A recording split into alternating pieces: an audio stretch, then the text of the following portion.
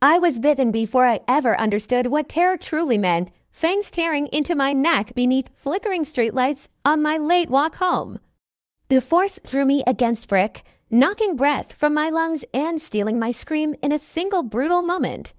I saw red eyes up close before pain swallowed everything and heat poured through my blood like fire through dry grass. A calm voice whispered near my ear, telling me not to fight what was being given, as if it were a gift. I struggled with the strength of a frightened young woman, but it was nothing against what held me in place. When the fangs withdrew, the world tilted and darkness closed in, and hunger was planted inside my chest as I fell. I woke on the cold tiles of my small apartment just before dawn, my body shaking as if pulled from icy water. My throat burned with a thirst so sharp it hurt to breathe, and my heartbeat dragged slow and heavy in my ears. Sunrise leaked through my curtain and stabbed my eyes with pain so intense I screamed and rolled into shadow. I staggered to the mirror, a frightened young woman with wild eyes staring back, and lifted my hair from my neck. Two tiny punctures marked my skin, already sealed as if the wound were days old instead of hours. I touched them with trembling fingers and whispered that this was impossible, even as my reflection failed to fog with breath. By afternoon, I knew I was no longer normal, because food tasted like wet paper and water turned bitter on my tongue. Every sound in the building drilled into my skull, footsteps, voices, even the buzz of electricity behind the walls. When a glass slipped and cut my finger, the sight of blood made my knees weaken and my vision narrow sharply. The scent was thick and alive, and my body leaned toward it with a craving that terrified me to my core. I pressed the wound to the sink and fought the urge to taste myself, shaking as if from fever.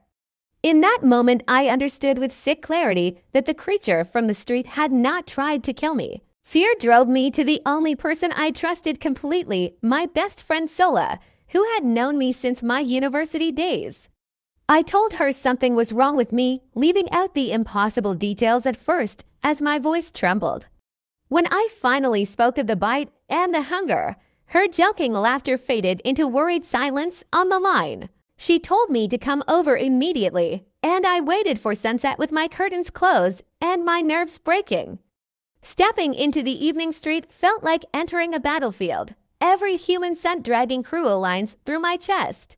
By the time I reached her gate, my control felt thin as glass stretched over a roaring fire. The power inside Sola's house failed the moment she locked the door behind me, throwing the living room into darkness.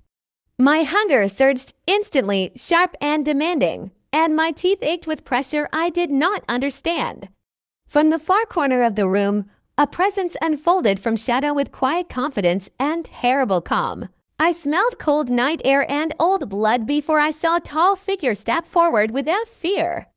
Sola gasped my name in panic, and the sound of her heart thundered in my ears like a drum. The stranger's voice was smooth as glass when it said it was pleased that I had survived the change. He called himself Victor and told me he was the one who had bitten me, as if stating simple, undeniable fact. I demanded to know what he had turned me into, my young voice shaking between anger and rising terror. Victor said I was no longer human and that the thirst I felt would rule me if I let it. My body leaned toward him without permission, betraying me as if it recognized him as master. He warned me that I would feed before the night ended, whether I wished to or not. Every word tightened the invisible chain around my chest, and Sola's fear made the hunger scream louder. I stepped in front of Sola without thinking, my small shaking body shielding her as if that alone could stop a monster. Victor's red eyes flicked to her and back to me with mild amusement that chilled me deeper than threat. He told me witnesses were dangerous and that my first lesson would be control if I wished anyone to live. The hunger ripped through me at his words, dragging my will towards Sola's beating heart despite my horror. Then his presence vanished suddenly as the room plunged into deeper silence than before, leaving only terror behind it. My fangs slid into place for the first time as I realized the bite was not an attack, but a beginning. The moment Victor disappeared, my knees nearly gave out. I sank to the floor, pressing my palms into the tiles, tasting copper from my own blood where my nails had dug in. The hunger inside me was sharp, insistent, like a living thing clawing for release. My heartbeat raced in my chest, though I no longer felt fully human. I could hear Sola's breathing, shallow and panicked, and every thump of her pulse screamed at me, making my teeth ache. I pressed my hands to my ears, trying to block the sound, but it only grew louder, each beat a drum that reminded me how much had changed. Sola knelt beside me, hand trembling as she touched my shoulder. "It's going to be okay," she whispered, but her voice betrayed her fear. I couldn't answer. My mind fought to reconcile what had happened: the street attack, the bite, the hunger, and now Victor's presence lingering like a shadow over everything I knew. My reflection haunted me in the window pane, pale skin, dark eyes, fangs barely visible at the edges of my lips. I was still me, but everything else had shifted. The world smelled different, sounded different, as if it had been rewritten while I slept. I stood abruptly, the room spinning, and backed toward the door. Victor's warning echoed in my head: control or risk everything. I didn't know if I could. Hunger gnawed at me with every step, pulling at instincts I had never imagined. Outside, the city smelled alive, a web of scents I could feel in my bones. I walked toward the street, barefoot on cool tiles, and each human that passed sent shivers through me, their lives screaming in my mind. It was horrifying and intoxicating at once, and I fought to keep my hands from shaking against them, to remind myself who I was supposed to be. I found a small alley where the scent of life throbbed sharply. A man had tripped on the curb, his shirt torn, blood seeping from his arm. The first instinct was violent, raw feed. I clamped my mouth shut and stumbled back, covering my neck with trembling fingers. The smell was intoxicating, powerful, and my body leaned toward him anyway. I had to fight it. If Victor's lesson was control, then this was the first test. I swallowed hard and took a deep breath, grounding myself in fear and reason. My hands trembled, but I didn't move closer. Not yet. I returned to Sola's apartment by nightfall, every shadow feeling alive. She watched me as I entered, eyes wide with worrying. "You're scaring me," she said, voice cracking. I wanted to tell her it wasn't me, but that it was impossible. This body, this hunger, my fangs, the red in my eyes when the light hit them was undeniable. I told her nothing, simply closed the door and sank into a chair. Silence stretched between us, heavy and oppressive. I had survived the night without hurting anyone, but the victory felt hollow. Hunger didn't sleep, it only waited. Suddenly, a chill rolled over the room. I knew before I saw him. Victor stepped from the shadows, calm, precise, like he owned the night. "You fed," he said, voice low. I didn't answer. He moved closer, eyes flicking over me with an unreadable expression. "Not fully," he added. "Good. It means your humanity still claws at you." I shivered, unsure whether to feel pride or shame. Victor spoke of hunters, of factions, and of rules I had never known existed. He told me the world I'd entered was not just night and shadows, it was war, subtle and invisible to anyone who remained human. I felt my chest tighten. This life was not optional, hours passed. Victor finally faded into darkness as silently as he had arrived. My hunger was quiet now but heavy, a constant reminder that I was no longer human. Sola was asleep, and I sat in silence, legs pulled close to my chest, heart still pounding. My reflection in the window whispered back at me a version of myself I didn't recognize. This body, my fangs, my need, they were mine. Yet I didn't belong fully to them. I didn't belong fully to the world of humans either. And I realized, with a chilling clarity, that nothing would ever be the same.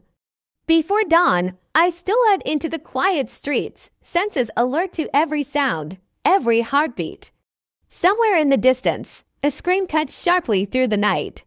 Hunger twisted in my chest violently. I wanted to run, to hide, but I was drawn to it. My legs carried me instinctively, faster than I ever ran as a human.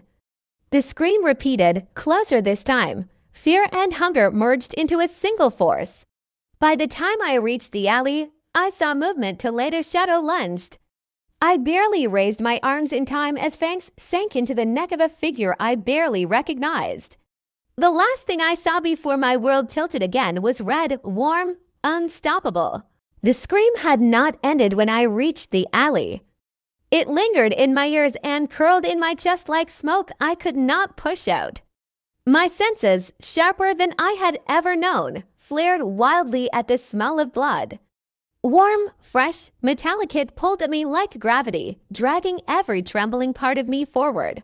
My fingers shook, slim hands clenched into fists, nails biting into my palms to remind me that some part of me was still human.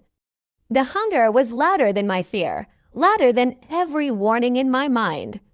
Every heartbeat around me throbbed with unbearable clarity, every shallow breath from the terrified victims piercing me with an intimacy that made my knees weaken. I fought to stand my ground, my light frame tense as I resisted the pull. I found the source behind the small, shuttered grocery store at the end of the alley. A wounded man lay on the ground, one arm wrapped desperately around a deep gash in his side, blood spreading beneath him in dark, glossy waves. 3 teenage boys hovered nearby, pale and panicked, their voices shaking as they whispered over him. His chest rose and fell in fragile, uneven gasps. I felt my stomach twist not just with hunger, but with a rush of helpless compassion that made my throat burn. Before I could decide what to do, the hunger surged and my fangs slid down without permission. I leaned over him before I could stop myself, drawn by more than instinct. My hands hovered inches from his skin, shaking so badly I had to clasp them together to keep from touching him. The boys screamed when they saw me crouch over the bleeding man, and the sound snapped through the haze like a whip. One ran, shoes slapping wildly against the pavement. Another shouted for help, his voice cracking in terror. I felt exposed suddenly not just as a predator, but as a young woman alone in the dark, trembling with a power I barely understood. My instincts pushed me forward while my conscience pulled me back. Feeding would quiet the hunger. Feeding would make everything stop hurting. My body leaned closer to the wound, lips parting on their own. Then I forced myself back, biting into my own lip hard enough to taste blood. The pain grounded me. Control was the only thing standing between me and becoming a monster. Hours later, I returned to Sola's apartment with my hoodie pulled tight around my smaller frame, trying to hide how violently my body still shook. I avoided her gaze the moment she opened the door. The apartment felt too warm, too full of life and sound. I shut the door behind me softly, afraid even that noise would betray how close to losing control I still was. She studied my face in the dim light, worrying folding into her expression. "You look like hell," she said quietly. I did not answer. I sank into the nearest chair, curling inward the way I always had when fear overwhelmed me. The hunger had not vanished. It rested beneath my skin like a living ember. Being so close to her warm, steady pulse was both comfort and torture. Victor appeared near midnight, emerging from the corner of the room as if the shadows had given birth to him. His red eyes settled on me with unsettling calm. I felt suddenly small under his gaze, painfully aware of my youth, my uncertainty, my fear. "You fed," he said quietly, but not fully. I lifted my eyes to him, my throat tight. "Good," he continued.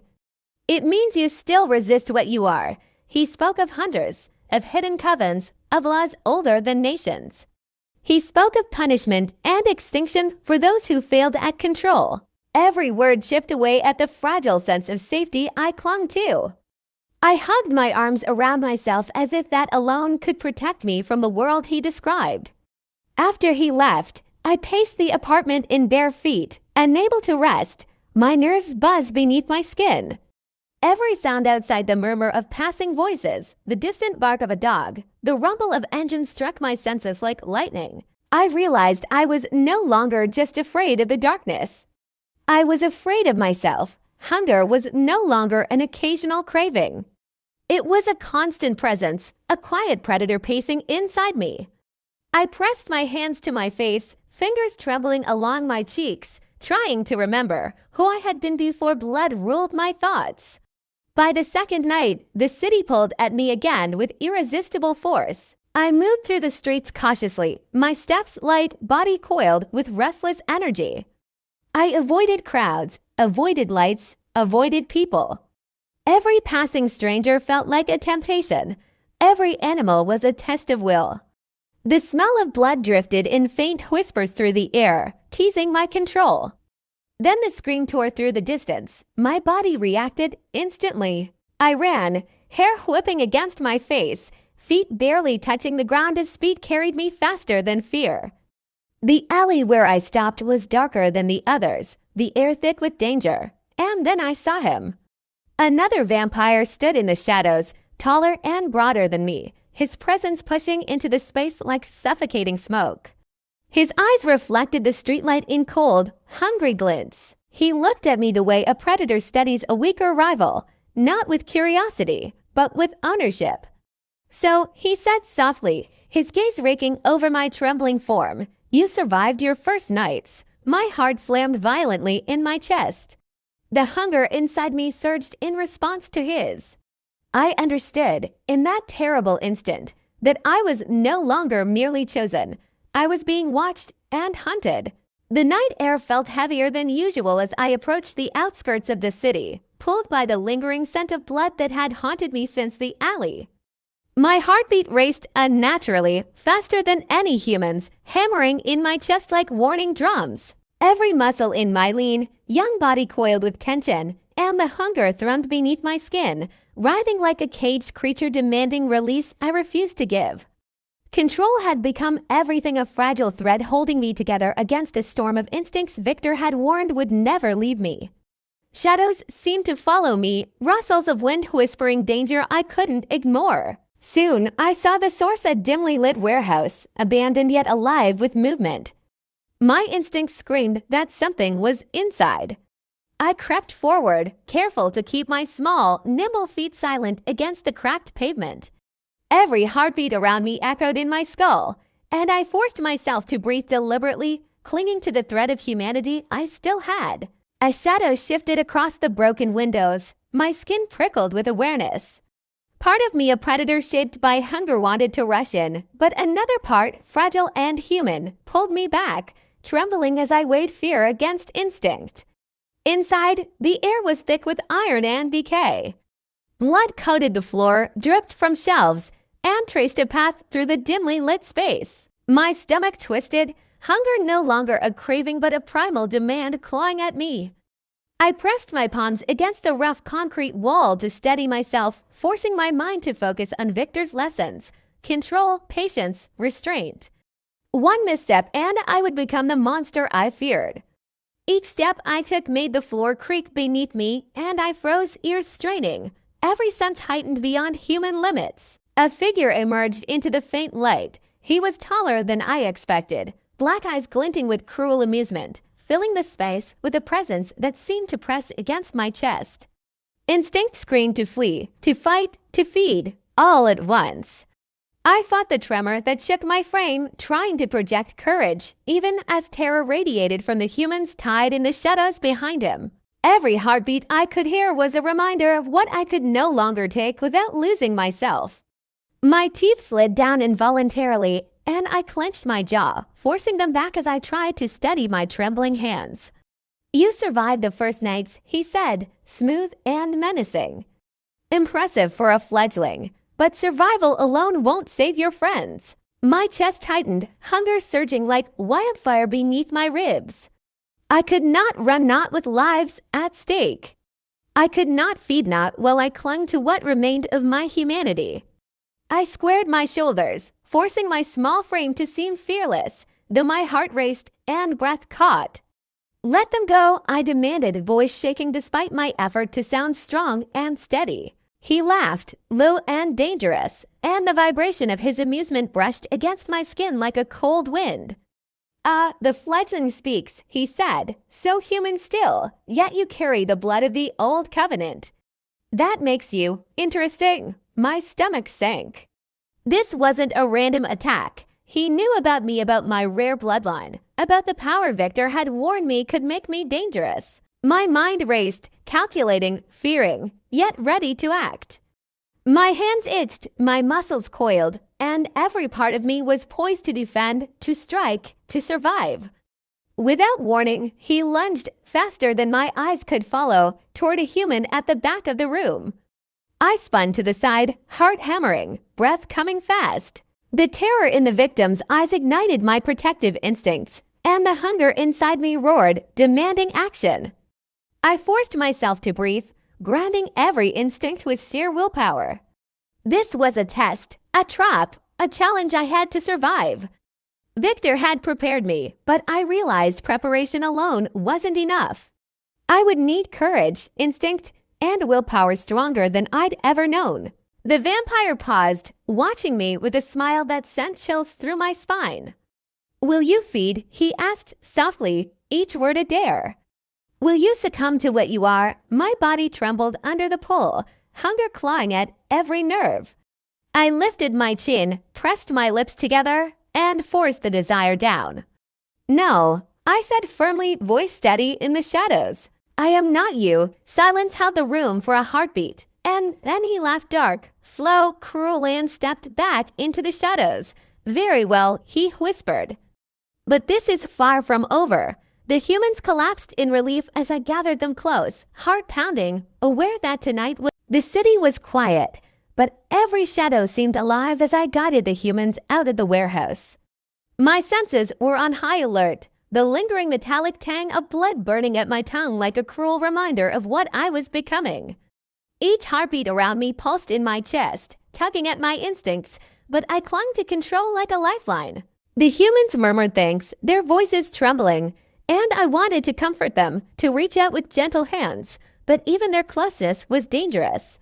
I had learned quickly that life was both a blessing and a threat, and every pulse of theirs resonated deep inside me, reminding me what I could not yet take without losing myself. Victor's warning echoed sharply in my mind. The others are watching. I had survived the first attack, but the black-eyed vampire had left a mark not only on the city, but on me. I felt his presence lurking at the edges of my awareness, patient, deliberate, waiting for the moment I faltered.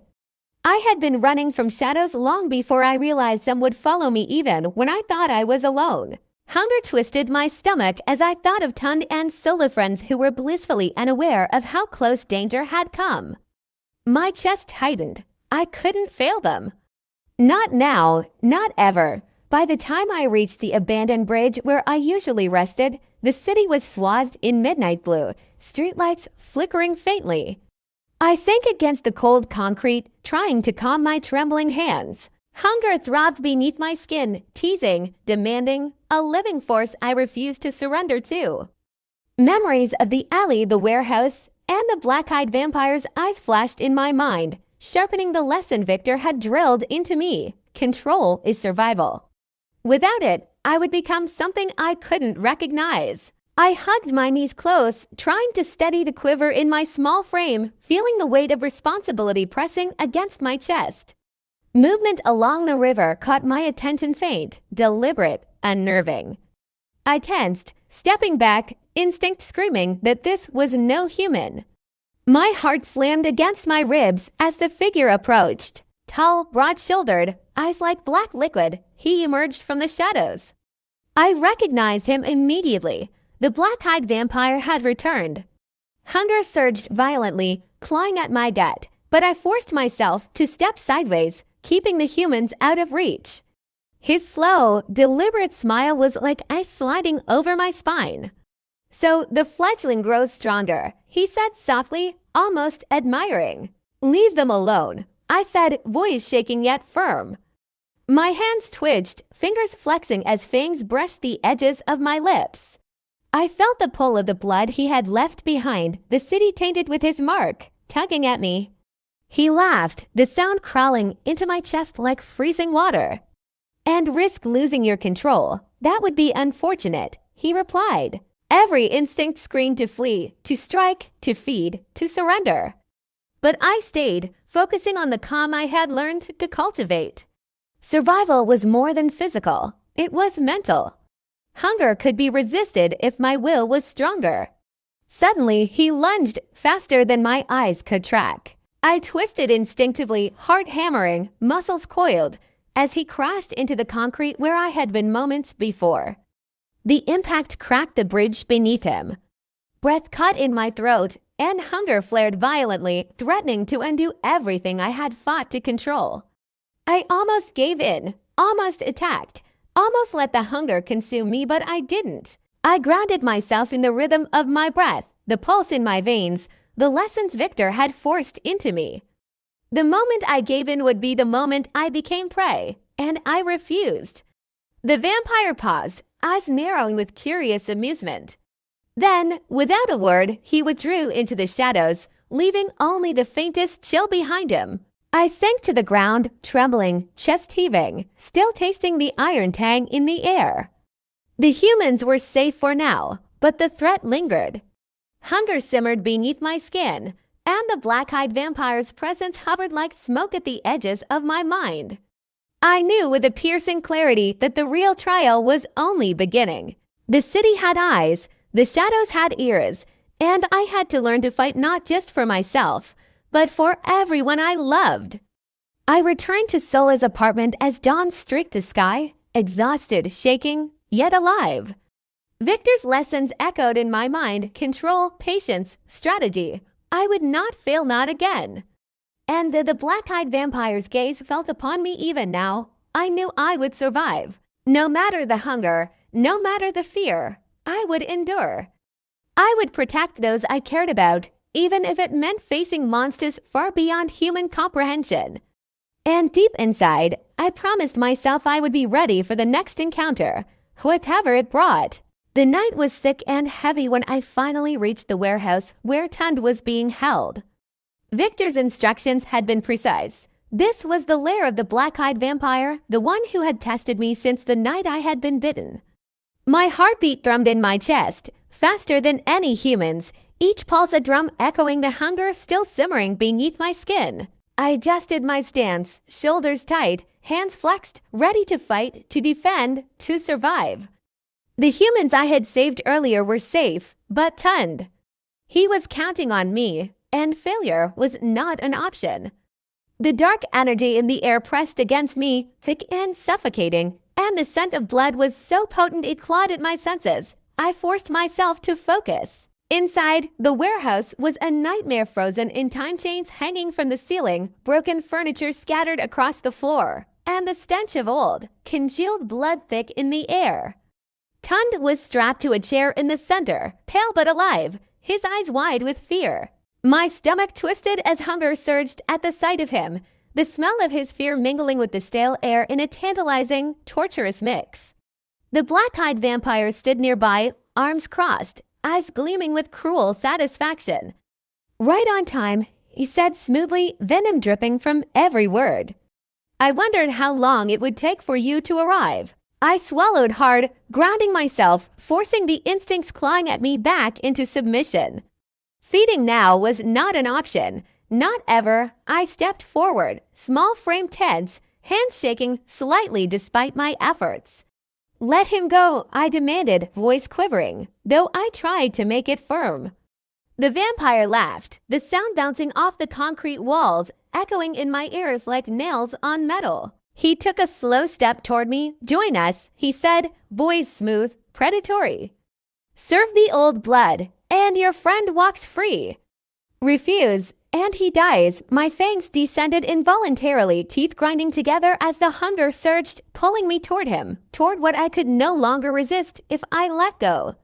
I clenched my fists, pressed my lips together, grounding myself. I would not fail. I could not. Suddenly, he lunged faster than my eyes could follow. I twisted instinctively, heart hammering, adrenaline and hunger coiling like fire in my veins. The rush of air brushed my cheek as I narrowly avoided him. My instincts screamed to give in, to feed, to end the hunger by any means, but my mind held fast. Victor's lessons replayed in my head: control, patience, strategy. I felt my body adapt, reflexes sharpening, movements flowing naturally as I evaded, countered, and resisted. I was no longer the fledgling he had tested in the streets. Minutes stretched like hours as we battled, every strike, every clash of limbs echoing through the warehouse. Hunger roared in my veins with each motion, yet I focused on Tund, on the humans I had saved, on the promise I had made. Every dodge, every block, every step back or forward was not just a fight against him but against the monster I could become. Then, with a desperate surge, I found an opening. I pushed him back with all my strength, a small victory that left him blinking in shock. He had underestimated me. Victor appeared from the shadows, silent as night itself. He collided with the black-eyed vampire, the force of their struggle shaking the warehouse walls. I ran to Tund, releasing him from his restraints, holding him close as he sagged weakly against me. "I knew you'd come," he whispered, voice trembling.